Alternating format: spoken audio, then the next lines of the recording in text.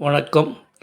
மக்கள் திலகம் எம்ஜிஆர் அவர்கள் சரித்திரம் போற்றும் சரித்திர நாயகர் ஆனது எப்படி?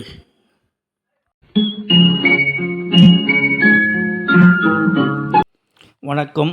1919 பெரியார் அவர்கள் காங்கிரஸில் வெளியேறினார்.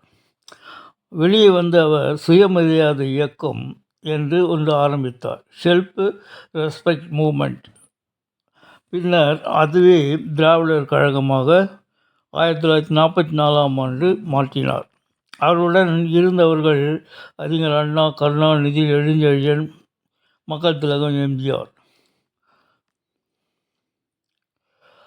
திராவிடர் கழகம் பெயர் மாற்றம் செய்யப்பட்டது. 1949 அவர்கள் 49ஆம் ஆண்டு பெரியாருக்கும் அண்ணாவுக்கும் சில கருத்து வேறுபாடுகள் ஏற்பட்டது.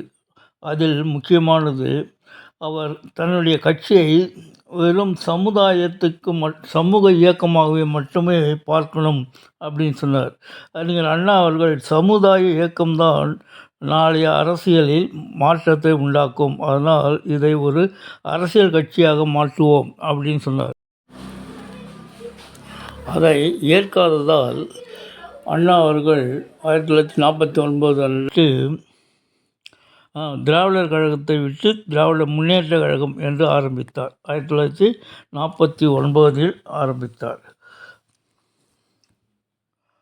அதுவும் அக்டோபர் மாதம் 17ஆம் தேதி கட்சி ஆரம்பித்தார். அதே நாளில்தான் மக்கள் திலகமும் அக்டோபர் 17 1972 ஆரம்பித்தார்.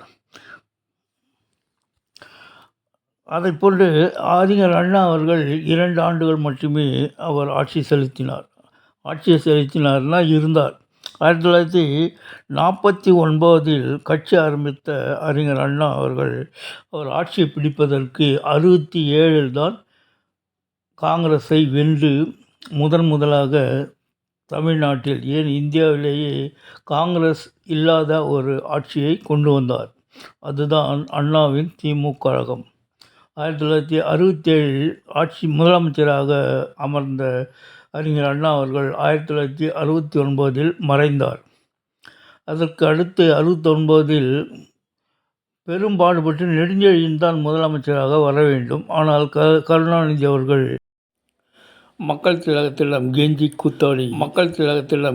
கூத்தாடி கொண்டு முதலமைச்சராவதற்கு உறுதி செய்ய சொன்னார். மற்ற எம்எல்ஏக்கள் மக்கள் திலகம் சொன்னால் கேட்பார்கள் என்பதால் அவரை தன்னுடைய வலைக்குள் விழ வைத்து முதலமைச்சராகிவிட்டார்.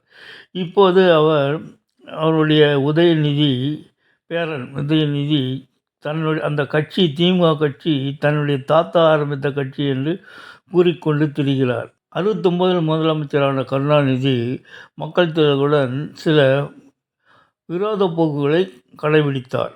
அது என்னவென்றால், மக்கள் திலகம் தன்னுடைய அங்கத்தினர்கள், கவுன்சிலர் மற்றும் அமைச்சர்கள் ஊழல்வாதிகளாக இருக்கக்கூடாது, தங்களுடைய சொத்து கணக்கை பொதுக்குழுவில் தெரிவிக்க வேண்டும், அல்லது அமைச்சரவையில் நமக்கு எல்லோருக்கும் தெரிந்திருக்க வேண்டும், அதற்கு அவர்கள் வருமான வரி கட்டியிருக்க வேண்டும் என்று கோரிக்கை விடுத்தார். இது எதுவும் அவருக்கு பிடிக்காததால் கருணாநிதி கட்சியிலிருந்து அவரை விலக்கினார். 1972 அக்டோபர் 17ஆம் தேதி ஆரம்பித்த கட்சியை வைத்து 73 மே 21ஆம் தேதி நடந்த நாடாளுமன்ற தேர்தலில் ஆளும் திமுகவை 2,61,000 வாக்குகள் வித்தியாசத்தில் வெற்றி பெற வைத்தார். வெற்றி பெற வைத்தது தமிழக மக்கள். அதனால் ஒரு நடிகர் கட்சி ஆரம்பித்து 6-7 மாதங்களுக்குள் ஒரு நாடாளுமன்ற இடைத்தேர்தலை வெற்றி பெற முடியும் என்றால் அது மாபெரும் புரட்சி அல்லவா? அதான் சாதனை படைத்த சரித்திர நாயகன் என்று புரட்சித் தலைவர் எம்ஜிஆர் அவர்களுக்கு மக்கள் பட்டம் தருகிறார்கள். அது மட்டுமல்ல, அவர் 72 ஆரம்பித்த கட்சி 2026 இன்றும் நிலைத்து நிற்கிறது. ஃப்ரெண்ட்ஸ், இந்த செய்தி பிடிச்சிருந்தால் லைக் பண்ணுங்கள், சப்ஸ்கிரைப் பண்ணுங்கள், ஷேர் பண்ணுங்கள். தேங்க்ஸ் ஃபார் வாட்சிங். இதை பற்றி தங்களுக்கு ஏதாவது கருத்து இருந்தால் கமெண்ட்ஸில் தெரிவிக்கலாம். நன்றி.